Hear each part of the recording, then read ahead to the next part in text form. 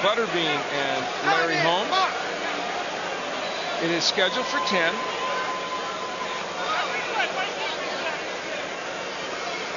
And the interesting thing about that replay was when Butterbean motioned in, Holmes moved all the way to his left to give him something different to think about.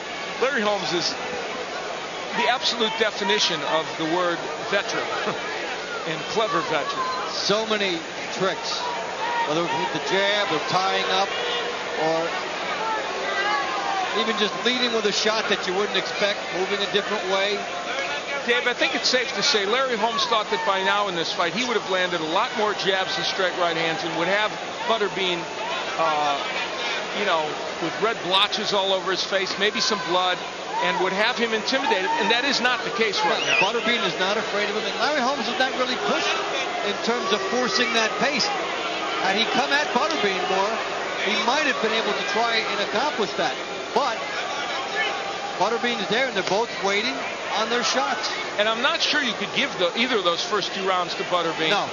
So if Larry Holmes could keep this up for 10 rounds, he'd probably win a decision easily. But does he want to win it that way? Yeah. I think he wants to make a statement that we're on 2 entirely different skill levels. Yes, precisely, Dave. But he may not have a choice. We're in round 3, halfway through the round. It is much like the first couple where there's Butterbean trying to jab his way in. Well, the curiosity is there, and it's there as these guys stare at each other. For Butterbean, it's a one-punch opportunity he's looking at. He's waiting to pull the trigger. And Larry Holmes waiting to fire his jab at him. And he came with the right hand there, did Holmes, but it was short. That one got there. Right hand lead. Butterbean shakes his head and says, okay, nice, trying to let Larry know he didn't get hurt. He turned Butterbean into a lefty right there. He basically fired a right hand lead as you would against the southpaw, and it surprised Butterbean. The difference between this Larry Holmes and the one of even 5 or 6 years ago is when Butterbean rushes in, instead of being able to counterpunch, he's only able to move away. Larry Holmes, who at the age of 43, mind you, fought for the heavyweight championship against Evander Holyfield and took him 12 tough rounds and very nearly won that fight. Did beat Ray Mercer at the age of 42, who was the WBO title holder. And he was right in there a couple years later with Oliver McCall. Yeah, and it lost by 1 point in 1995. So, along with George Foreman, probably the perfect example of heavyweights who somehow find a way to be effective at a later age. That'll do it for the 3rd round. At some point, as they get into the middle rounds, somebody will have to gamble. They've sat there. Now Butterbean, he hasn't been blown out of the fight. He now has to step it up. If he's going to win, he does. Yeah. Now he could, at the end of the fight, then do what he has done on other occasions when he's lost. Say, well, the guy wouldn't fight me. But, you know, where will that get him? So we'll see.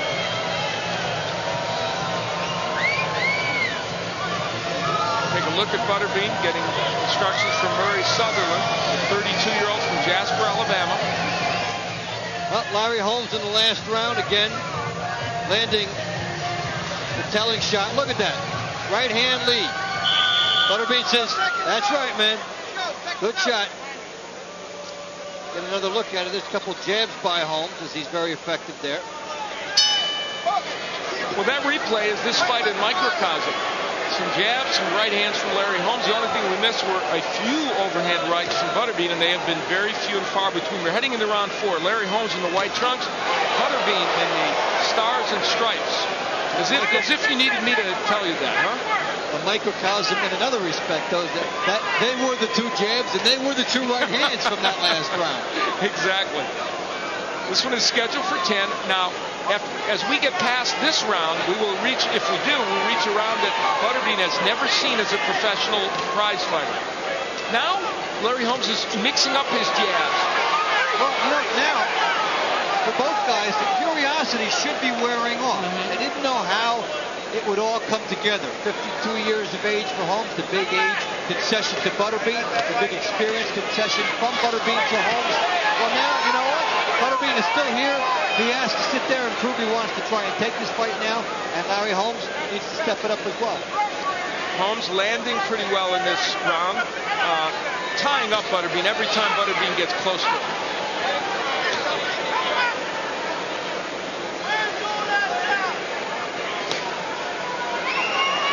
Again, Holmes using the jab. Butterbean has been so sparing in the punches he has thrown and has not been willing to rush Holmes, at least not convincingly, so the 32-year-old has stayed on the outside.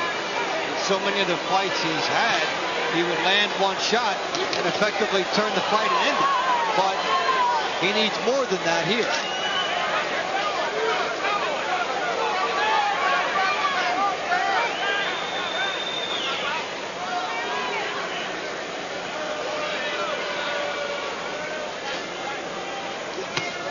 There's a left hook by Larry Holmes. Hey, there's a punch we haven't even seen in this fight. I don't think we've seen one left hook before that one. It's there for him along with the jab. Under a minute left to go. Holmes controlling this round. Jabs and right hands. Butterbean not able to really do much. A rare double jab and a right hand. Holmes keeping him at bay with the jab. Do you think Butterbean may feel like if he can take him to later rounds, he's the one that can get it done against the 52-year-old? Yeah, the ironic part is his best zone would be the first 4 rounds based on his history. So it's quite an ironic thing there for Butterbean. He's got the age, but he doesn't have the rounds. It's kind of like watching a Nero Wolf show unfold. There's mysteries here. You have to unlock them, and it's working at its own pace. Seconds remaining here in round number 4. I never thought I'd make a Nero Wolf analogy in boxing. That's something I haven't done in 22 years. I never thought it would happen. Does that mean every commercial has to get in before we get to the end of this saga? Exactly. Round 4 is over with.